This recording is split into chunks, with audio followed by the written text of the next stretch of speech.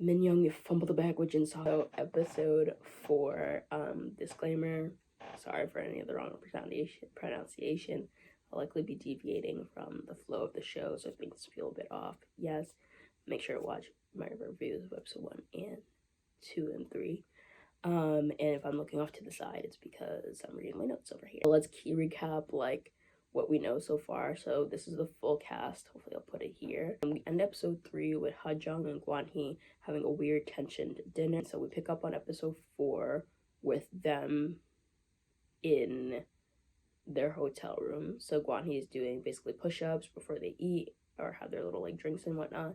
Ha-jeong sees an opportunity. She said, I'm gonna finish it on this man's back. So as they eat, because he doesn't know how to go 3 seconds without playing a game, he decides that they should do a bet of some sort to decide the sleeping arrangement.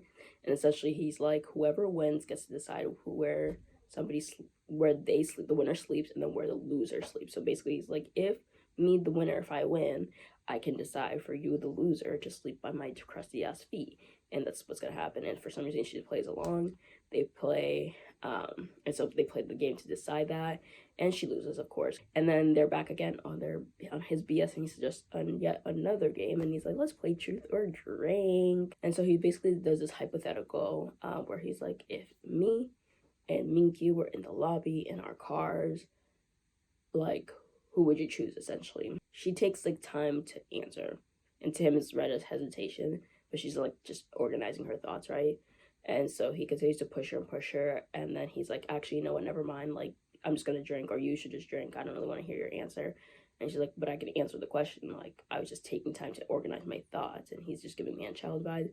And so she's not understanding what the issue is, and he's like, oh, but love has timing, and that brief pause kind of basically told me everything that I need to know at that point. She's like trying to clarify, being like, it's not that I have uncertainty about who exactly I would choose, it's more so I don't want to come off as a jackass, as I like, basically is what she's saying, like alluding to, like she's trying to like organize her thoughts. But he's not having it. He's basically over. He's basically like, drink. I don't want to hear it. At this point, it feels like if you say your answer, you're just gonna try to make me feel better. And I'm like, are you kidding me? Like, why are you being like that? Because he's the one who suggested the game, and he's the one who asked the question. So it's like, what? So I'm gonna stop here with them and pick up with them a little bit later on. And now I'm gonna talk about Xion and Won-hee. We finally see Xion and Won-hee, and they are like in the dining room, whatever. They go into their whole guessing game of like jobs. And so we find out that Won-hee is a real estate agent. He's 31, so it's right about the whole age gap, because we find out her age. And he basically works for like premium style stuff. So I'm like, he probably makes money, and he looks really good in the suit. And then he guesses that she's a violinist, and I'm like, and she's like, really? Be for real? But she's like, nope, I'm 27 and I'm a freelance model. So they have their hot tub scene, but again, please get rid of these scenes. And this probably has to be the most awkward hot tub swimming whatever scene I think I've seen of all the seasons so far. And it's basically because of Won-hee. So basically they're just playing with the pedals at this point because it's so awkward. And Won-hee with his unsmooth self, for him, is like, let's play a game, a word chain game. She mentions again how he's like a robot, beep bop boop. And she's like, you know, it would be more fun next time. And she's like basically telling him straight up, like, it would be more fun, or this would have been more fun if like we're not awkward. Now we're back with the Confidence twins, Ha-jeong and Gwan-hee. And so they eat, and they kind of have this funny scene where at this point she's basically desensitized to his jokes. The Inferno lady is back, and she's like, hey, the 2 Infernos are going to become 1. And so we're in the cafeteria, and we see Min-young and Han-bin talking, and then we have Ha-jeong, Jin-seok, and Min-young are joining them. And then Min-young clearly sees her bestie for the rusty, who she really likes, but doesn't want to admit. She sees Jin-seok, and they like just look so happy to see each other. Then cuts to the other couples who were at Paradise returning back to her. And then we have Ha-jeong and Han-bin looking at the 2 people who they are interested in come in from Paradise, aka H-J and G-H, Ha-jeong and Gwan-hee. And at this point, Gwan-hee and Ha-jeong have not really interacted much since they came back from their Paradise, because again, Gwan-hee went to a different Paradise, then he went to a different Inferno, then went to a Paradise, and so this is the first day they're interacting again with each other, and it feels very distant and awkward. He barely acknowledges her, when he comes in, and even like when he sits down next to her, like she's trying to chat with him, and it's like he's really kind of slightly paying her dust. We cut to the girls and talking, and Shion is like, yeah, Paradise is okay, but like it was really like I don't know if I see attraction being there. And Min-young, who I really think she's in denial and delusion, and it's like, same girl. But then she's like, I still miss Jin-seok. Like there's still a level of me missing him now that I've been away from him. And then Hae-sun and Ha-jeong are talking about their experiences. Hae-sun slyly, we know what she was trying to do, what she was trying to get, asks Miss Mama's Ha-jeong about her experience with Paradise, because again, she went with Gwan-hee, who she's interested in. And Hae-jeong is like, basically, it's been night and day with Min-gyu and Gwan-hee. And then Intercom Lady, as she always abruptly does, comes in. It's like, it's time to play some special games. Basically, the premise of this game is that the men are holding the women in their arms while they're in the water, and they gotta squat every single time that the whistle is blown. And so the pairings have every time the whistle is blown. And then whenever the woman's foot touches the ground, or like the pair gives up, is they're out. And so the pairings are decided by people pulling balls out of the box, and whoever has matching color balls are matched as a pair, but whoever pulls a black ball cannot participate. And guess who pulls a black ball? So the pairings are Min-young and Min-gyu, Gwan-hee and Ha-jeong, Hae-sun and Gwan-hee, Shion and Hanbin, Yuri and Jin-seok. And then we guess who wins? Gwan-hee, and everybody's so surprised and so happy, like the commentators and everybody, because we're like, there's no way this dude is gonna win, because like if you see him compared to the other dudes, like he just doesn't look like he's as strong physically. And so he like really proved himself, and I think he definitely brought a bit more of his confidence out that way. And I definitely think he was trying to prove a little bit something to Shion. But so Gwan-hee and Ha-jeong get the special meal, and they technically are supposed to go out like on that date, but we actually never showed the date. They only just showed them walking to it. So I'm like, did I miss something? And then Gwan-hee and Hae-sun decide to go on a little date chat, whatever, eat their PPL chicken. And so he mentions when he first came in after like his like, you know, time at Paradise with Ha-jeong, he was like, it was kind of awkward and it's kind of jarring to like kind of be back seeing her again, because you know he kind of basically forgot about her. And then as they talked again, he's like, oh, all those nice memories that they shared at Paradise came back again.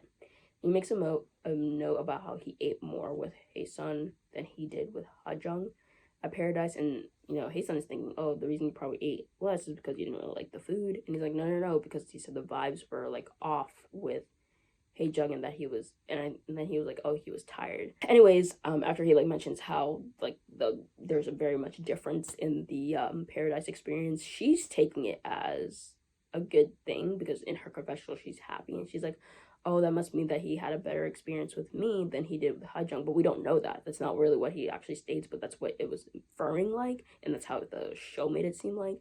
And so he does his weird give me validation kind of thing again, but with Hae-sun this time.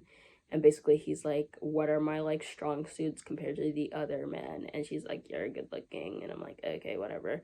And he's like, what are the other guys, like ugly or something? She's like, yeah, super ugly, but as a joke, but like not, but like yes. Yeah. Something he notes in his confessional about like that little interaction is that he is like, yeah, like she answered quickly. And so he made it seem like when he kind of did the same thing with Ha-jeong, that Ha-jeong was avoiding to answer his question at that weird dinner that they had. And first of all, he like, I don't want to say lied, because he seemed like he forgot how it went down, but what we saw as a viewer is that he asked who she would choose between him and Min-gyu, and in the confessional he's like, oh, I asked her like what she liked about me. That's not what he asked, unless there's a scene that was cut off. That's not what he asked, or unless the translation is off. That's not what he asked. And two, she made it seem like that Ha-jeong was avoiding answering the question. She was not avoiding answering the question, because she said multiple times that she would answer the question, but he threw a thisty fit and said, I don't want to hear it. Now back to the cafe, and then most of them are gathered together, and then Min-woo basically boldly announces to everyone, but basically to Shion, like, I want to go talk with you. And she was like, yeah, I didn't see it coming that you were going to ask me to chat and all that, because she seems like a quiet person. And he's like, yeah, he is, but he seems like he's trying to like open up a bit and like really put his foot out there. And he's like, oh, you're very calm and tranquil, but she also like notes to him that like, yes, that is true, and that I am a very multidimensional person, but I have a good harmony of like, I have that like tranquil, peaceful, calm energy, but like once I get to know people, like I get playful and all that, and so there's a really nice harmony and balance between that.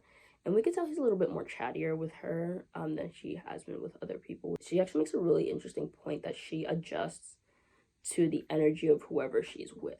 So if she's with somebody who's really awkward and quiet, she's going to adjust to that energy, basically like kind of take on what they're giving. So whatever energy they're giving, she's going to give kind of right back. And if she's with somebody who's a little bit more talkative, same thing, she's going to be a little bit more talkative, which makes sense because anytime she's been interacting with Monique, it's been very just like quiet and very kind of like awkward and all that. But now we see her with MW, and it's like, oh yeah, there's a little bit more talk. And so we cut to Min-young and Jin-seok having a talk, and I miss them together because they're just so great together, I think. And they basically just kind of pick up where they left off. And so Jin-seok is talking about some of the struggles he had in Inferno about like building a fire, and then Min-young is like, is that all the struggles you had? Basically prompting him to be like, you missed me, right? And he's like, ah, yes, I missed you too. And he makes this like funny little joke with her name being like, you've made me your minion, Min-young. And I thought it was so funny. And she admits that she missed him as well, and that she told others that she missed him. And she's like, oh, there's people out there that other people that I'd like to know, kind of probing him to be like, oh, you should also talk to other people as well.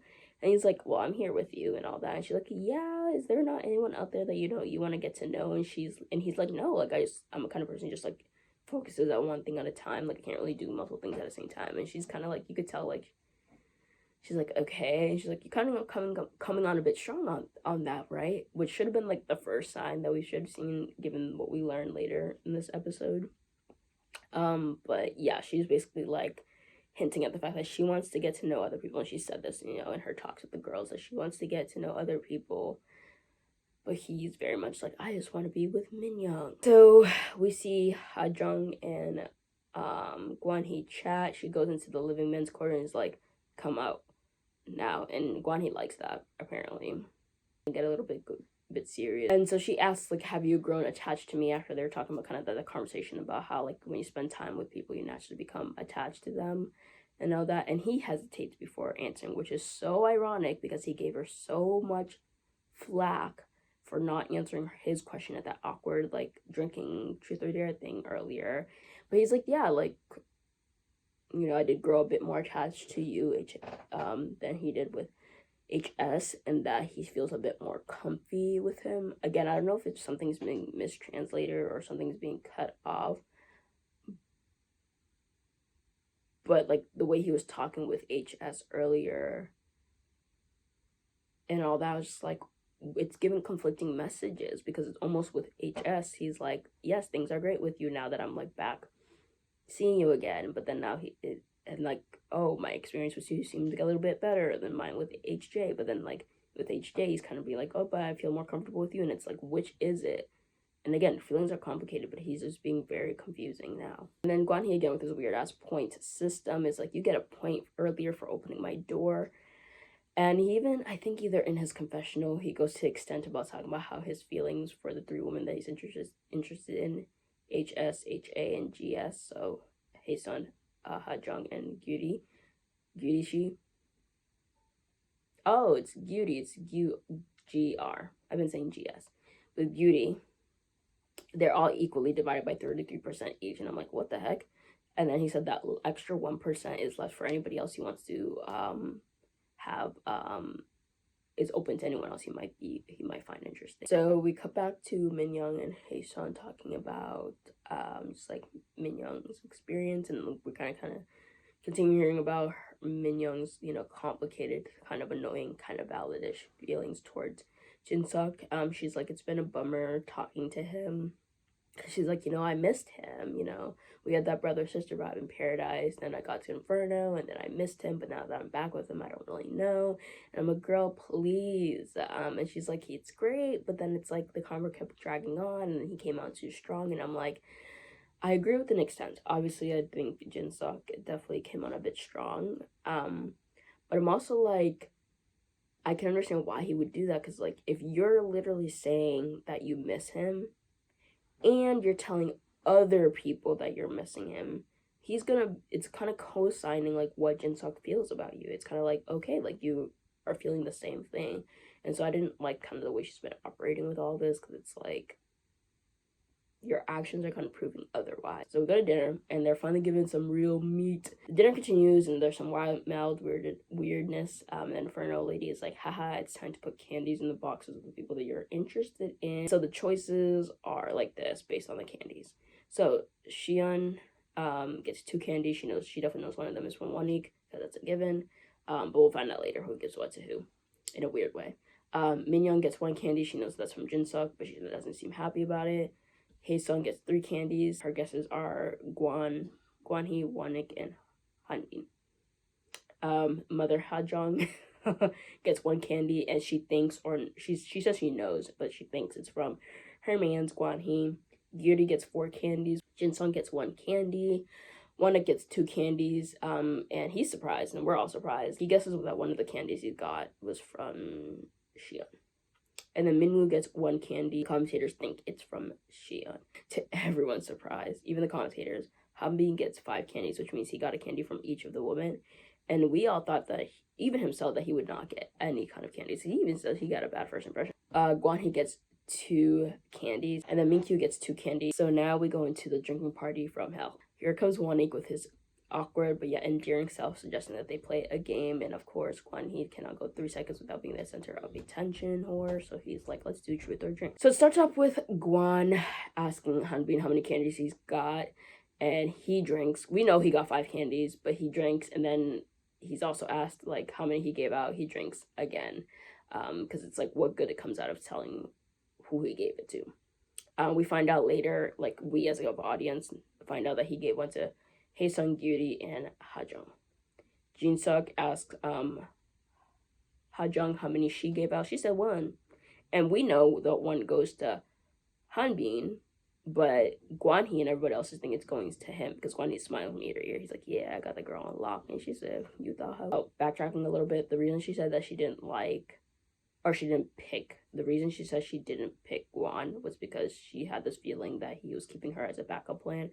And literally keep that in mind, because it's gonna come back up again. And so Gwan-hee gets asked the same question, how many he gave out. He said 3. We find out he gives 1 to Xian, of course, Gyuri, and Ha-jeong. So the same question again gets asked to Ha-jeong, how many she gave out. She looks aside, like, oop, I ain't answering that. Drinks. We find out she gives 1 to Gwan-hee, Han-bin, and 1. Jin-seok gets the same question, and we already know he only gave out 1. They already all know he only gave out 1, so he's like, I gave out 1. They're like, ooh, we know you gave it to, Miss Mama's Min-young. Min-young does not obviously look happy about it. Min-young, we find out she gives off 4. She's obviously still uncomfortably laughing, and like Jin-seok's like, oh, oop. Rhea gets asked how many she got. She got 4.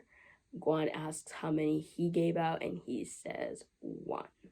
And then Min-woo, I didn't get why he asked this, because this is kind of where things got derailed really quickly. But he was like, Gwan, who's your number 1 person?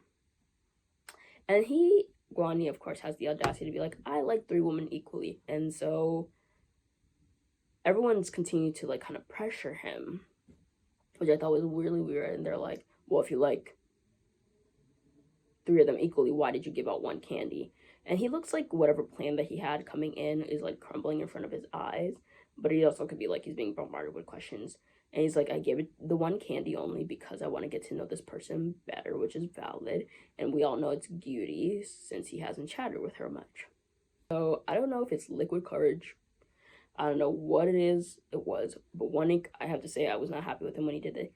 He starts instigating things of like telling for Gwan-hee to tell the names of the women that he's interested in. But they're like, tell us. And so you can see the wheels again turning in Gwan-hee's head. And he's like, her, and her. And that's how the episode ends. So episode 5, we left off with everyone pressuring Gwan-hee to tell the names of the 3 women that he equally likes. He's like, her, and her. And he's pointing to them. And I'm like, what? And then he's like, this one, and that one. Referring to Ha-jeong, with Ha-jeong, Ha-jeong, and Gyuri. despite the fact that Hanbin was instigating this whole thing, I appreciate the fact that he's like, why are you saying this one? These women have names and all that. It's like, why are you talking about them as if they're objects, right? And of course, everybody in the commentators is like, excuse me, like, that's not okay to refer to them like that. And I love Judy in this moment because she's like rolling her eyes, being like, are you kidding me, my dude?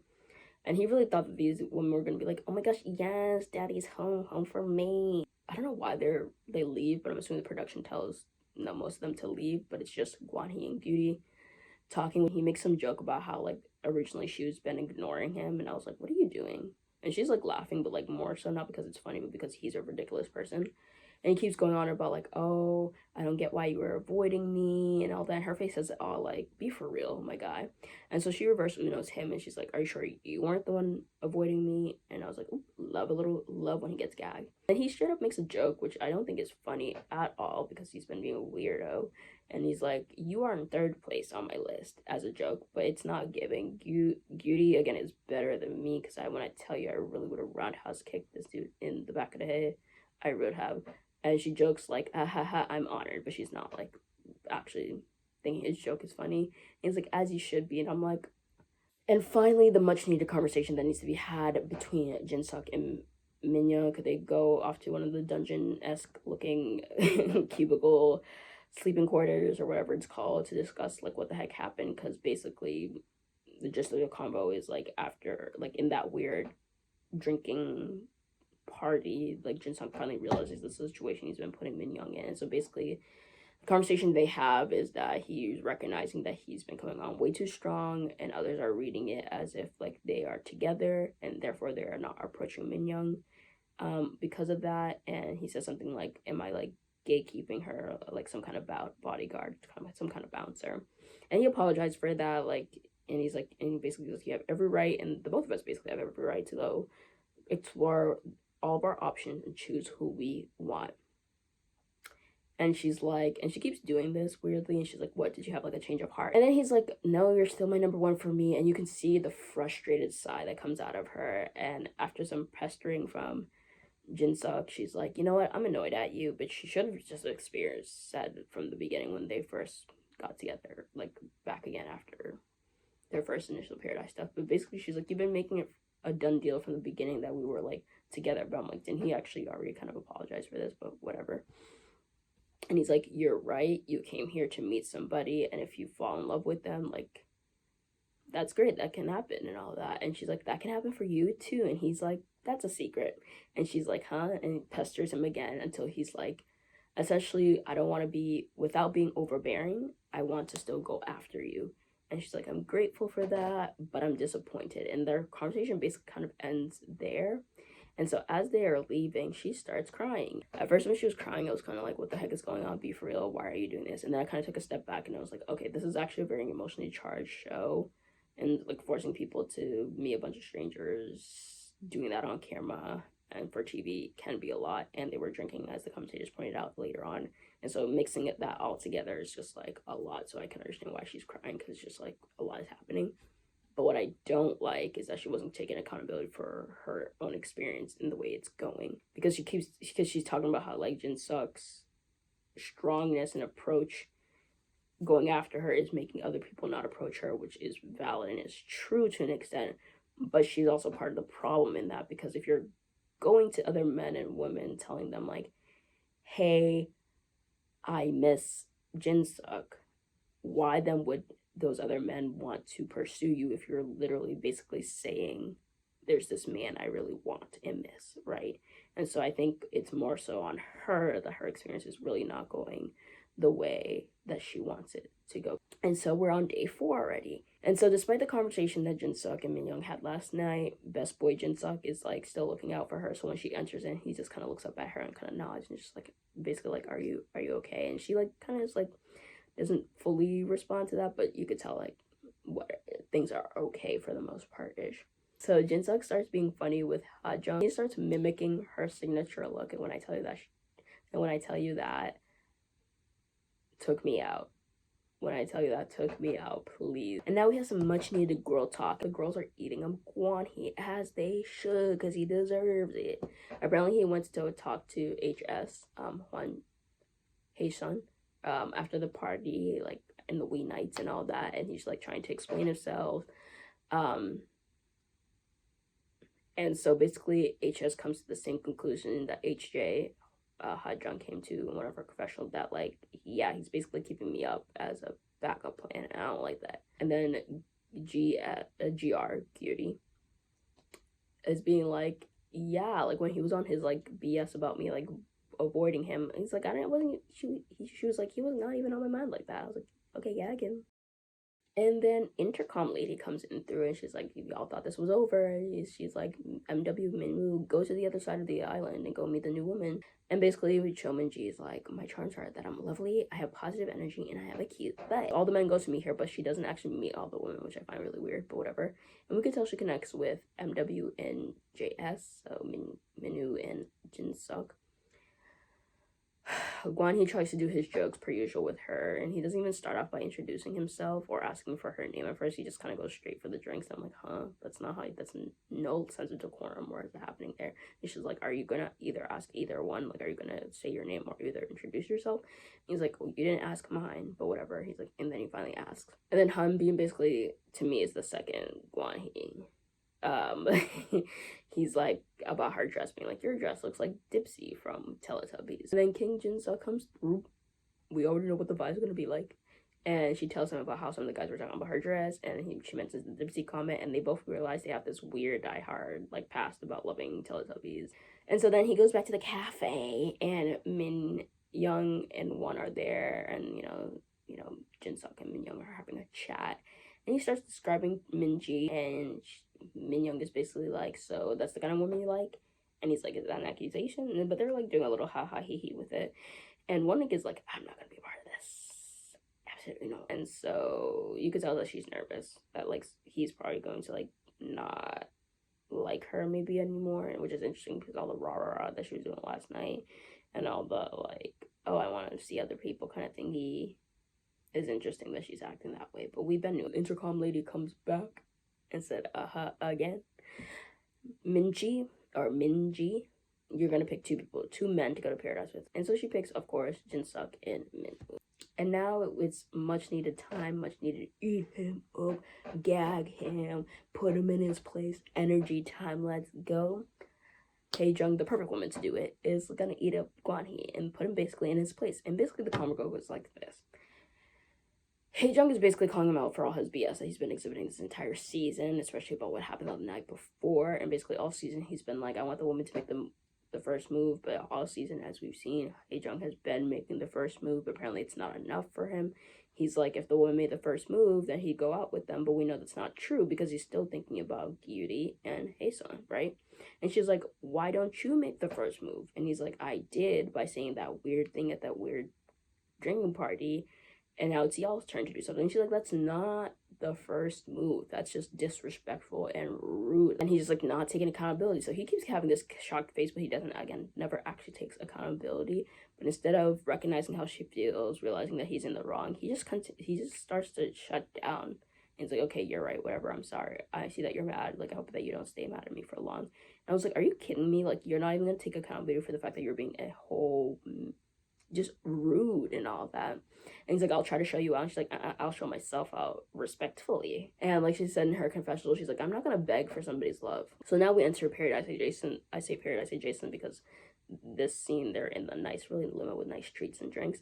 So it's just like the JSMJ show because they're talking the whole time. And Minwoo MW is just third reeling. He like looks uncomfortable. And so MJ asks out of nowhere, I was like, ooh. She asks JS if he's worried about anyone in Inferno, referring to like any woman. At first he's like, no, and then he's like, ooh, actually, my girl. In his head, he's probably like, oh, my girl. As they're going into wherever they're going to in the ride, Inferno lady comes out of nowhere and she's like, choose one of the men to, I think, either go to dinner and then, or choose one man for dinner and one man for the swimming pool. I don't know if I read what she said correctly because I like am confused, but let's just say that's what happened. So she chooses MW, which at first we were confused, but then it makes sense because they didn't talk much. She probably wants to get to know him more, and he was hungry. So we finally, in this dinner that MW and MJ have, we finally find out what the heck his job and age is, and we find out he's a 24-year-old model. Not surprised now. And then we find out MJ is a college student and she's training to be a news anchor and she's 26 years young. And so we're back in paradise, quote unquote. And so I thought Jin-seok went home, so that's why I was very confused when I saw him at the hotel. But he went home as in went back to Inferno. So we see MJ and Jin-seok just being more and more comfortable with each other. They continue talking, and she asks, "Have you found your type in Inferno?" And he's like, "Yeah, but not anymore." And when I tell you I was sick to my stomach, and I tell you the MYJS ship is no longer sailing, but sinking. Now we're back in Inferno again. And then MY is, obviously thinking about her boo thing, being like, Jin-seok, when are you gonna come back? And she's talking to Min-kyu about this, and I'm like, you're doing it again. You're doing it again. But I love the advice that MK gave her, which is like, win her back. Like, win him back. Like, yes, there might be this other woman in the mix, but win your man back. That's your man. Back to paradise. Now MJ and JS are in that weirdo pool scene. And she's like, which paradise do you like better? Comparing the one they had with Min-young and the one where he had with her right now. At first he doesn't answer. She's basically like, you didn't answer my question. He's like, okay, I like this one better. And she seems to really actually like him a lot. Like, and I get why, he's a catch. And she's like, do you play games? And he's like, I don't. And she's like, so what do you do? What do you do, Jin-seok? And he's like, I'm an all in or nothing kind of guy. And the episode ends. And so overall thoughts, Min-young, you fumbled the bag. Min-young, you fumbled the bag with Jin-seok. You're about to lose your mans. Gwan-hee is a big red flag and deserved all the scolding, all the heat, all the thrashing, and also deserved a bop to the head, back of the head. Bop. Minwoo and Xia need to finally have a chat. I'm like sick and tired of this whole like I can't. The stars are not aligning. The time is not aligning. Like, go talk to each other so we can see what happens here. And so, interested to see what happens in the future episodes. Thank you for watching, and I'll see you in my next review. Bye.